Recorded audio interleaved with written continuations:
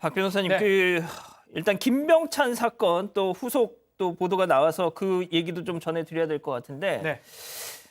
우발적 범행을 계속 주장하고 있어요, 김병찬. 그렇죠. 자, 그런데 그 말과는 다르게 이 법원에서 피해자에 대한 접근 금지 처분이 내려지자마자 곧바로 인터넷에서 범행 흉기 그렇죠. 이런 걸 막 검색한 흔적이 나왔다면서요. 계획 범죄, 우발 범죄 구별할 수 있는 가장 중요한 기준 중에 하나가 흉기나 도구를 미리 준비했냐 안 했냐 이 부분입니다. 예. 본인은 아니라고 이렇게 계속 얘기를 했는데 지금 따져보니까 11월 9일 날 경찰이 신청해서 법원에서 피해자 접근 금지 명령이 떨어졌고요. 당일 날 바로 회칼이라든지 사시미, 회칼 이런 범행 도구를 인터넷으로 검색했던 게 지금 확인이 됐습니다. 더 중요한 거는 혹시나 범행을 실행할 때 자신의 손이 다치지 않을까, 안 다치게 하면 어떻게 할지 이런 것들을 검색했다고 하는 겁니다. 그럼 이미 이런 접근 금지 명령 날 때부터 범행에 대한 계획이나 범행에 대한 어떤 준비가 이미 이루어진 게 아닌가 이렇게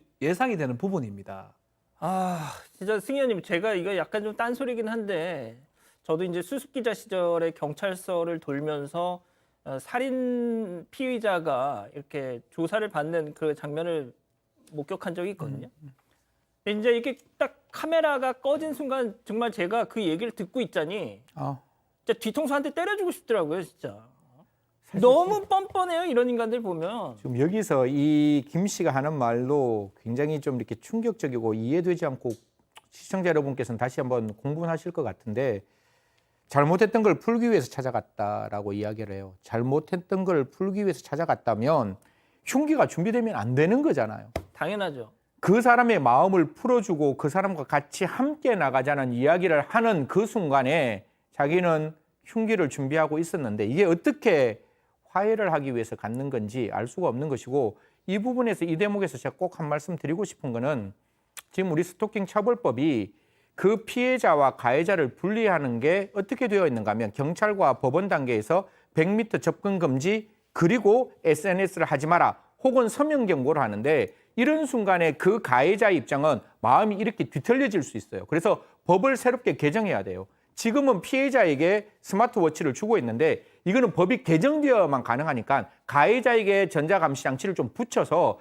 가해자가 이 피해자 근처에 왔을 때 경찰이 먼저 선제적으로 출동할 수 있도록 만들어야 되는데 지금은 그냥 100m 접근하지 마세요.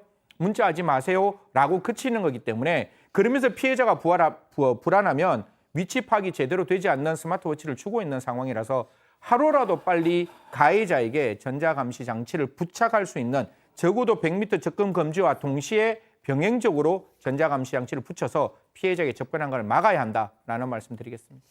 소장님, 이 김병찬이라는 자가 얼마나 진짜 파렴치한이냐면 어제 소장님도 보셨죠? 뉴스 그 검찰로 송치되는 과정에서 기자들이 붙어서 이제 이런저런 질문을 하니까 기자들 질문이 끝나기도 전에 죄송합니다. 지도 이제 귀찮다는 거죠, 자, 그러던 자였는데 경찰 조사를 그래도 뭐가 됐든 죄송하다고는 했습니다. 자, 그런데 알고 봤더니 경찰 조사를 받을 때 나 머리 아프니까 병원 좀 보내주세요. 이런 얘기 했대요, 지금. 네. 진짜 기가 막히죠. 그러니까 자기가 지금 무슨 죽을 상황이 아니고 머리가 아프니까 병원을 보내달라는 얘기가 지금 이 살인범이 할 말이 아닌데 어쨌든 했잖아요. 그리고 회칼을 검색하면서 또 본인의 손이 다치지 않기 위해서 보호장구도 알아봤다고 하잖아요. 그러니까 철저하게 여성은 죽일 수 있는데 본인이 괴롭고 싶지는 않은 사람이에요. 그러니까 저는 이거를 보면 이 사람이 굉장히 지금 감정적으로 이렇게 흥분해 있거나 굉장히 분노해 있는 것도 아니고 상당히 좀 차분함을 유지하고 있고 제정신이다. 예. 이렇게 됐기 때문에 이거는 우발적인 살인일 수도 없고 굉장히 보복을 작정을 하고 살인을 저질렀다는 생각이 들고요. 그런 과정에서 굉장히 본인 위주의 생각만 하는 나르시스적인 자기애적인 증상까지 같이 보이고 있다는 생각이 듭니다.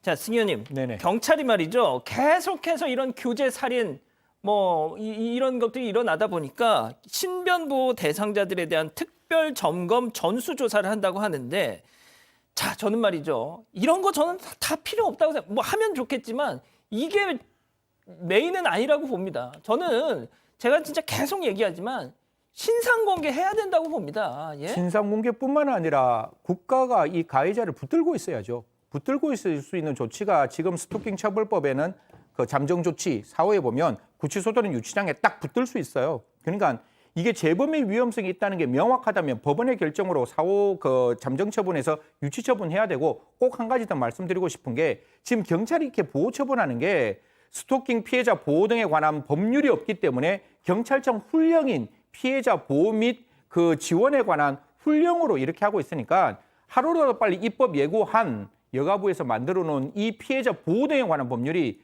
하루속히 통과되어서 피해자는 피해자대로 적극적으로 보호하고 가해자에게는 피해자와 가해자가 완벽하게 분리될 수 있는 좀 적극적인 조치를 제발 좀 들여다봤으면 좋겠어요. 지금 입증되고 있잖아요. 많은 분들이 이렇게 생명이 빼앗기고 있는 이 순간 여전히 그 피고인, 피의자의 인권만을 생각하시겠냐고요. 위험하면 피해자를 보호하기 위한 적극적인 분리 조치, 완전하고 완벽한 분리 조치가 필요하다고 생각합니다. 자, 스토킹 범죄 처벌법이 국회를 통과하기까지 21년이 걸렸습니다. 그 21년 동안 얼마나 많은 사람들이 죽어 나갔습니까? 예? 진짜 좀 뭐 승현님 말씀하신 것처럼 좀 무리하다 싶은 생각이 들더라도 이제는 좀 뭔가 확실한 처방이 나와야 됩니다. 또 얼마나 많은 또 여성들이 죽어가는 동안 또 이걸 방관만 하면서 계속 사건 반장에서 이렇게 안타까워하면서 뉴스만 전해야 되겠냐고요. 예? 자, 오늘 사건 이렇게 마무리하고요.